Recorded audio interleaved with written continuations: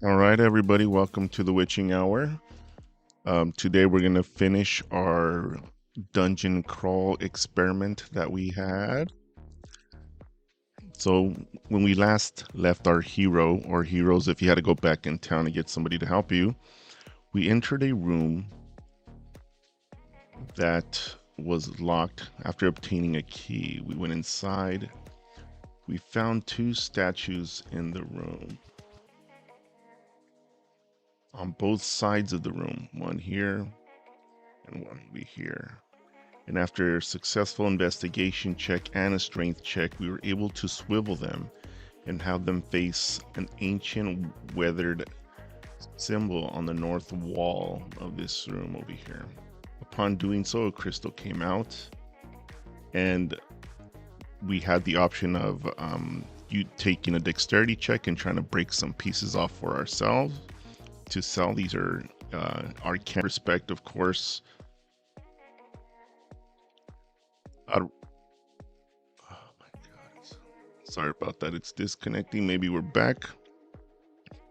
Out of respect for the creator of Runes, I want to show the magazine again. So we're going to show this real quick. It's Runes, #1 fantasy RPG zine for Shadowdark. However, you can basically use it for any OSR. It's from Tabletop Engineer. It's rune #1, and we chose a couple of maps from there, so you can, if you're into OSR or Shadowdark, this is a great zine to look at. In addition, we went to a fast character creator, fastcharacter.com. We chose the BX option, so when you first get to this website, it gives you a list of, do you want to make a D&D 2024 edition, 2014. BX has got a couple other ones down here. We chose BX, and at the minimum a level 2 character, so preferably maybe a level 2 character. I chose a race of Elf because Elf was a class back then. Chose level 2. You hit that click to generate a character and you're ready to play. Okay, this does use the ascending armor classes, ascending or descending anyway, but the point is they used back in the old days a low number meant high armor in the old school Dungeons and Dragons. So you can go there, quickly create a character. I also showed you guys that on my phone. You can also do the exact same thing. So where's the camera here? This is just kind of showing you that you can go on this website and also generate a character to play. So with that being said, go to fastcharacter.com, create a character real quick. You start with 10 hit points no matter what it says. And once you get past this entire dungeon, I said if you made a dexterity check against to try to break a piece off of these crystals, originally I said you took half damage. I think that's maybe a little excessive. You're still going to take a lot of damage if you failed the dexterity check. So I'm going to say you take 3 points of damage if you're unable to successfully dexterity this breaking of the Arcanum crystal from the main bulk of the crystal here. So the next thing we want to do is we want to go down the staircase, right? So we take our hero down the staircase.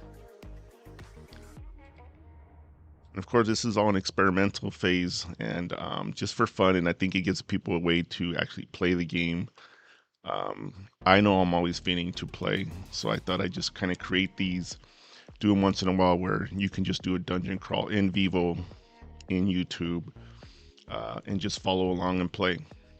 So we go down the stairs, we have our torch, it's emitting its light, giving us a certain level of visibility. We're in the Tome of the Forgotten. That's because we don't know what this place represents. It's been here for several hundred years, as far as we know, maybe even longer. It's been several hundred years since the collapse of civilization, essentially, a high world of high magic. And lots of knowledge has been lost. And so there's plenty of room for exploration and gaining experience points and gaining new knowledge as a wizard, if that's what you are. So we go down the stairs and you can see we're slowly crawling in. We're taking our time. We're always aware that there could be traps anywhere. Now, when we get to the room, we notice that there's two doors to the right, a double door. Now, these doors are made out of stone, and they don't just open. They need to be moved through mechanical means. You could do it through sheer strength, but that's virtually impossible. These are giant slabs.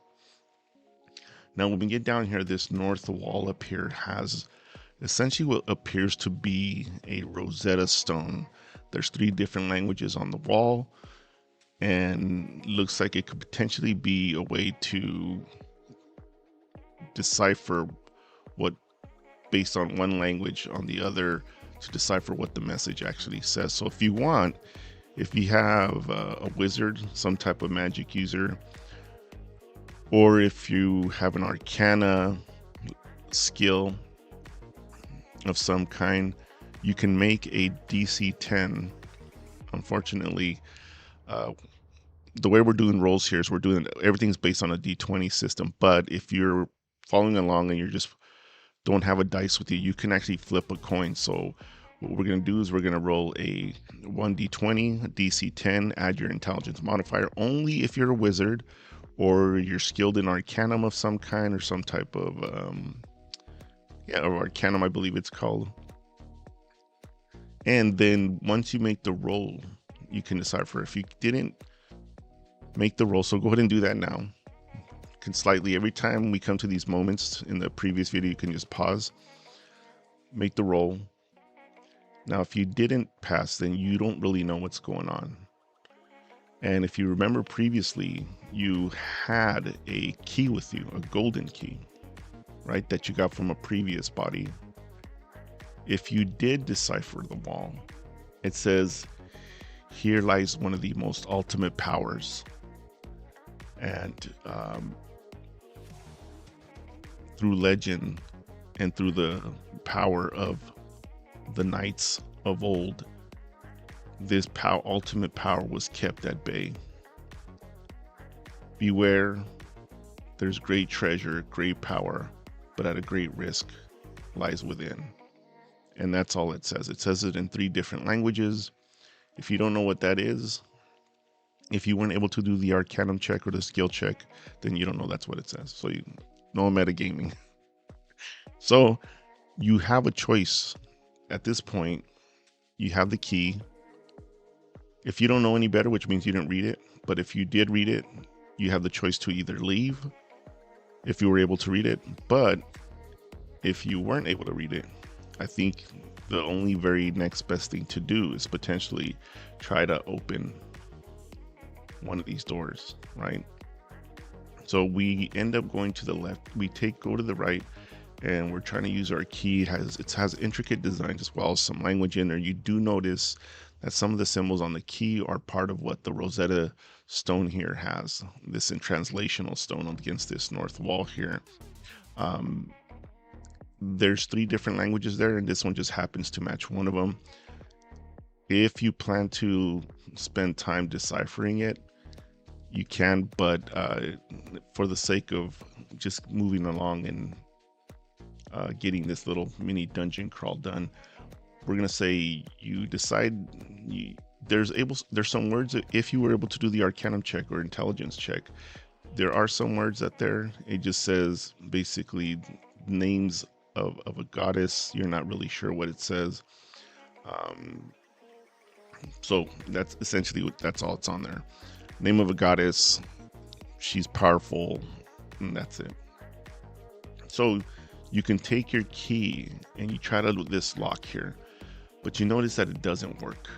Okay, so the key is not working here. It's a gold key, so it's still worth some value, but it doesn't appear to be working with these lock holes here.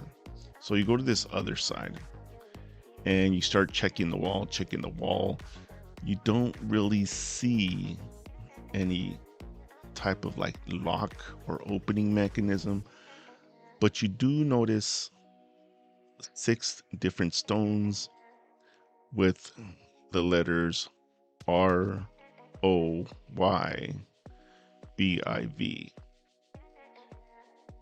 Below there's a band of stones, and they appear to be different colors. No, so I want you to do right now is I want you to make an investigation check to be able to tell what the different colors are.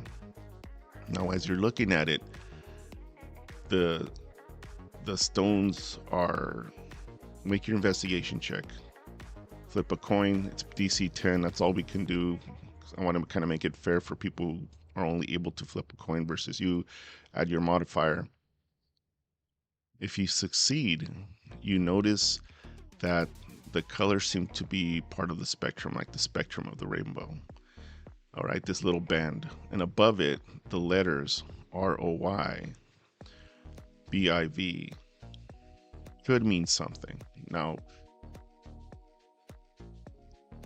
you think you can figure out what's going on just without making another roll. Something below seems to be a spectrum. The above says ROY, BIV. What do you think it is?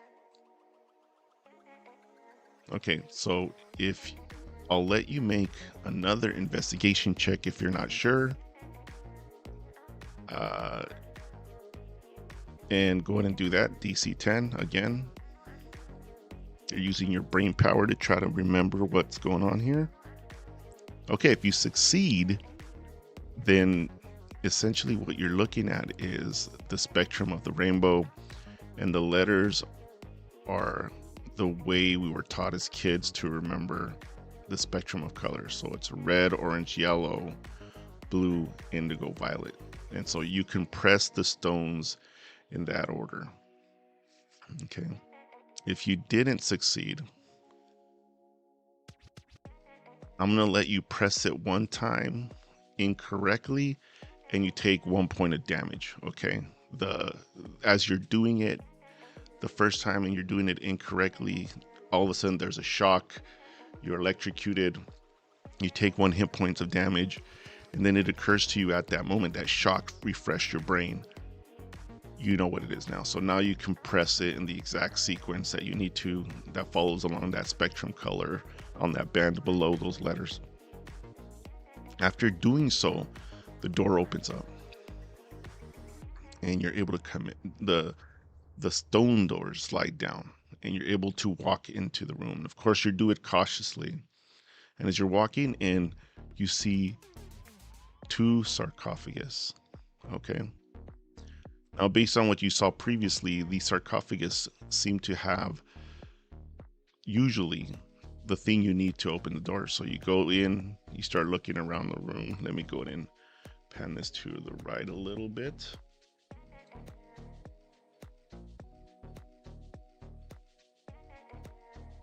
You're looking around. It's an ancient tome. There doesn't appear to be much to the room except for what you're seeing here. Your torch is lighting up the room. You go in, you can see this is the size of the room. Okay, so there's not much else to it. So, as you're reading looking at the sarcophagus, I mentioned before there's a language here that you did not understand, but now that you're looking at these stones, you can see that the language on some of these sarcophagus are matching up some of the symbols that you're seeing on that Rosetta Stone on the north. You don't really have the time unless you really want to stick down here and try to make a translation. I would allow that if you want to do that. Do a couple of intelligence checks. So if you do that, you can do that. And then it'll just say the 2 guardians of the greatest power known to man. But otherwise, that's all you're able to really decipher. So upon going around this room and you're investigating these sarcophagus, you're not really sure what to do. You're looking for the mechanisms that potentially you saw in the previous sarcophagus, but you're not really seeing anything.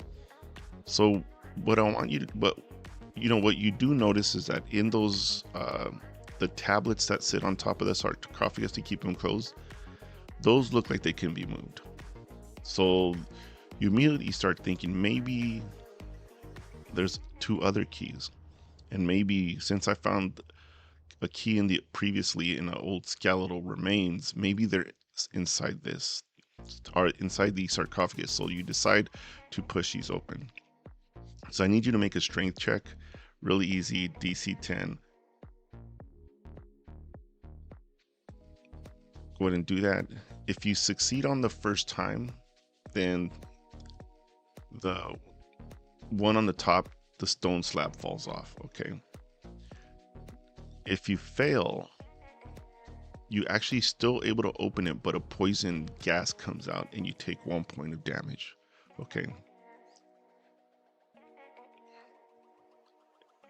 And you take 1 point of damage. So as you do that, you open it, you see there is a skeletal remains. It's a man who used to be a man or humanoid in pure, maybe chainmail armor, scale mail armor. It's a different design. It's not really familiar to you, but clearly it's armor.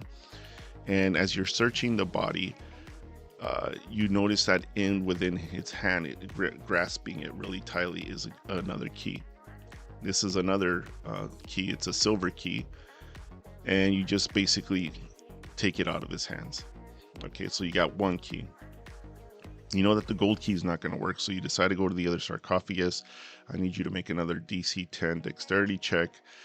Now, if you succeeded on the first one, you took no damage. Okay, so you don't know what's in there. You can roll another DC 10 strength check here. I'm not sure if I said dexterity, but do a DC 10 strength check. Same situation. If this is the first time you opening these up and you fail, then you take 1 point of damage from a poison gas that comes out. Otherwise, if you've already failed the first one and took 1 point of damage. When you do this, when you do it with push from a distance, you're able to open the sarcophagus and you take no points of damage. Okay. So the bottom line is, unless you do 2 successful rolls in a row, you take no damage. But if you fail at least once, you take 1 point of damage from poison gas. Okay.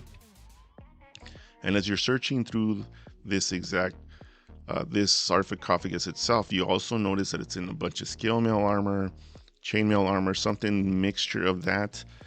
Again, same thing, holding the key. So as you grab the key, you pull it out of the skeletal remains hands, you hold it up, you have both of the keys, and then as you're walking towards the exit, you put the keys together. And when you put the keys together, they make a vibrating feel. They give you a vibrating feeling in your hand. They also hum a little bit. You look down, it freaks you out. And then you start hearing crinkling and metaling noises. Ting, ting, ting, ting, ting, ting. And as you turn around, you can see that the skeletons are coming out of the sarcophagus, both of them. They both stand up, they draw their swords, and they just look at you and make a... And of course, they're able to make noise because it's magical. So they go and they start going to attack you. So this is where the combat's going to start. If you're using the BX character, it has, you know, that old school style armor class. So you can see that here. They have an armor class of 7, which means you just need a 13 or higher to hit them. Okay, this goes to you too. You only need to strike these skeletons twice. Okay, so this is going to be kind of a tough one. Okay, but if you can roll a 13 or higher, you hit these skeletons. If you miss, you got to make them attack you, and you have your own armor class. They have no bonuses to hit. You just make the roll, okay, and do it against your armor class. So if you're a wizard and you're casting a spell, you can cast a spell on them. All their stats are zeros, meaning all their bonuses are zeros, not the numbers themselves. So if they need to make a dexterity save or some type of save, then go ahead and do that. So you got to fight essentially this out. You got to roll against 2 different skeletons, attack them any way you want. They're both coming out of the sarcophagus. You are standing towards the entrance here. So choose any one of these squares here, and they're starting to come out and start crawling over. They're here, and they're basically 10 feet away from you, but I'm going to allow you to go ahead and make the first attack. Okay, both of them have 2 hits you need to give them, or an equivalent of 10 hit points, so they both have 10 hit points. You can do your attacks. If they hit you, they only do 1 point of damage though, okay? Because they don't have any weapons. They're just doing swats at you, essentially. So go ahead and resolve that. I'll wait like 2 seconds because you can just pause the video. Now let's just assume you survived that with whatever number of hit points you have left. You got the 2 keys, they're together. You start walking out of the room and heading towards the other side where you saw the other stone door that had 2 locks. Let's go ahead and do that. Push it all the way over. Of course, here in RPG Boons, the Witching Hour, this is all exploration. If you like this and you want me to create a few more, I think I will create a few more just to do it because, you know, maybe to build up some momentum. But I think this is a nice way to just play a little bit of D&D. If you're going solo, usually that's, you know, people are watching this solo. So if you're going solo, you can just play this, play along, flip a coin. Everything's 50-50 on a coin. You go to the other side and you begin to unlock the door. All right, both of the keys fit. They fit very nicely, and as you're doing so, you hear some type of locking mechanism, and the stone doors start going down, allowing you to come in. You slowly walk in, and immediately as the doors fall down, you see there's another sarcophagus in there. Although it's much bigger than the other 2.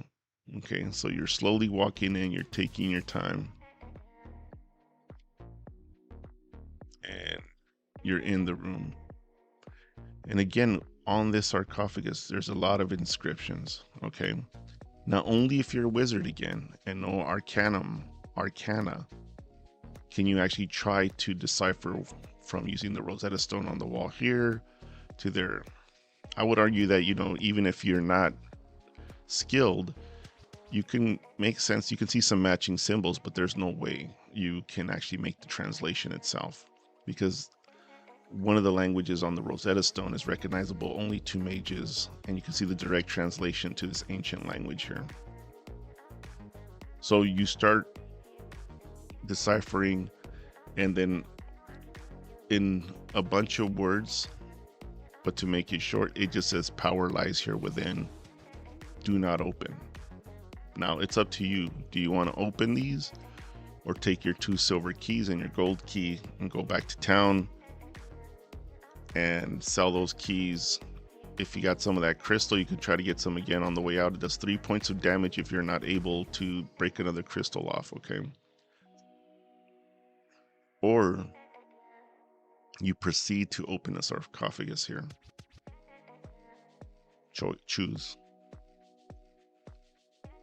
Now, because we know it's easy for you to just walk out and do stuff, if you did that, fine. If not, otherwise, you're looking at this sarcophagus and you're trying to figure out ways to open it. And again, it's just like the other sarcophagus. The lid is there. It appears that you're able to move the lid, except this lid's a little more difficult to open. Okay, there's no traps here. There's no magic sealing here.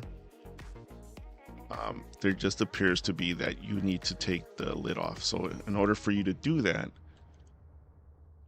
you have to make a strength check with disadvantage. Okay, and the way you're going to do that with the coin is you're going to basically choose let's say you choose heads, you flip the coin twice and you want to roll tails twice. Okay, all right, you need to roll, yes, you need to roll tails twice, because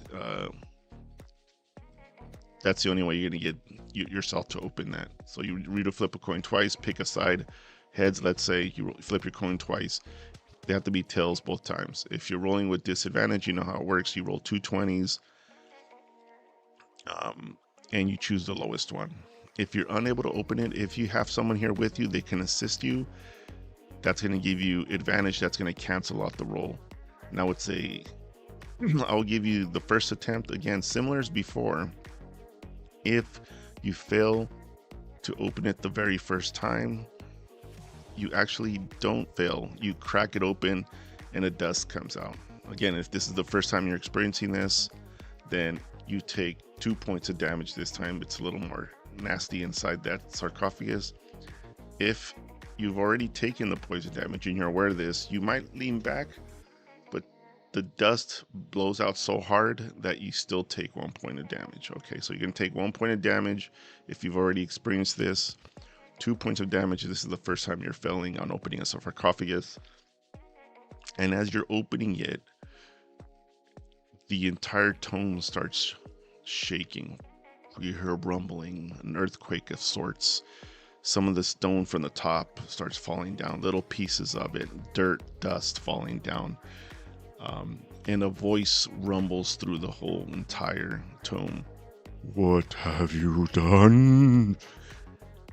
And at that moment, as you're looking inside the sarcophagus, you see that it starts glowing and glowing. And as you're looking closer at it, it's a female, completely not as decomposed as she's supposed to be. Compared to those other skeletons, they were completely bones. This one still has flesh attached to it, sort of juicy, but definitely not as decomposed as it's supposed to be. And at that moment, the entire sarcophagus, I'm gonna let you make a dexterity roll, DC 10. If you succeed, you move back out of the room and avoid this. All right, so go ahead and do that, DC 10. Okay, if you're able to succeed, you get outside of the room and this sarcophagus essentially explodes and tons of stone pieces fly everywhere. And at the very top, a woman who stands around, definitely you're not sure, but she covers the entire, almost the entire room. So the room's probably 10 foot tall, and she's somewhere in the 6 to 7 foot tall range, maybe even 8. She's emanating energy, and she immediately looks at you. Now, my advice to you right now, as your dungeon master, because the GM should always cooperate with the players and try to help them out, this entity seems to be very powerful. You're a level 2 character, and even if you have a companion, they're level 2 character, this entity seems to be much more powerful than both of you. Okay. She's looking at you. She makes eye contact with you. I needed you to decide. Do you stay and fight, or do you bail? Okay. Okay. If you decide to fight, this hag, this ancient evil, has an armor class of 18, and she has a +3 to her attack bonuses. She has intelligences, wisdom, and charisma, all of 14, with strength, constitution, and dexterity only at 10. And she has 20 hit points. Okay. Your weapons do the damage they do, but if you're gonna flipping a coin, you need to land 4 hits on her. If you're doing your weapon damages, you need to hit her 4 times with the armor class of, did I say 18? She has an armor class of 18. It's all magical armor. You can hit her, but it deflects off. That's part of role-playing the armor. You can go ahead and try to kill her. And all her spell attacks, if you're playing with the coin, does 2 points of damage. Otherwise, it's 1d10. She's shooting these magical necrotic bolts at you. Okay. If you're able to reduce her hit points to a quarter, or she only has 1 hit point left if you're doing it by hits, so 4 hits. On that, when she drops to that, anything to 25%, she's gonna radiate a necrotic blast that does 3d6 points of damage, or 3 hits. Okay. If you decided to run, okay, so you can go and pause the video, play it out. If you decided to run, on your way up the tome, there's those crystals. You can try to set up some type of explosive mechanism. I would allow that. I almost could say it's going to be a DC 15, or you have to do a double flip coin and not get the head you're choosing, the side you're choosing. If you do that, you're able to make the crystals explode and run away and collapse the entrance to this tunnel where this witch is, and basically trap her inside if you're running away, or if in the middle of the battle you're running away. Okay, you decide to run for it. If somehow you manage to kill her, within this tome there are 2 magical swords and a jeweled necklace if you're able to kill her, and you can take those and walk out. Otherwise, you run out, you have unleashed a dark evil horror from the past, or you've collapsed the cave, trapping her in this tome, but only for a while. And that's it, everybody. This is Don Franco 3. This is RPG Boons. I'm Don Franco 3. This is RPG Boons. This is the witching hour where I'm half undead. I hope this was kind of fun. I think as these continue to get better and I set this up a little bit better, I'll set up a few more little small crawls or little scenarios where you can take your BX character or even 5e character and start playing along. Okay. Or even Shadowdark character. So this map is from Shadowdark. It's from Runes, the zine. It's on Drive Through RPG. It's #1. What I just told you from the previous video for this tome of the Forgotten and what I've done today is completely off script. I just literally, as I'm pulling up the map, I think about it a little bit during the day, when I'm at work, but then I essentially just come up with it as I go. Okay, so if it's a little off, that's because it's unprepared. This whole thing was unprepared. It was exploration. That's what the witching hour's for. Thank you for stopping by. Check out any of my other videos. Till next time.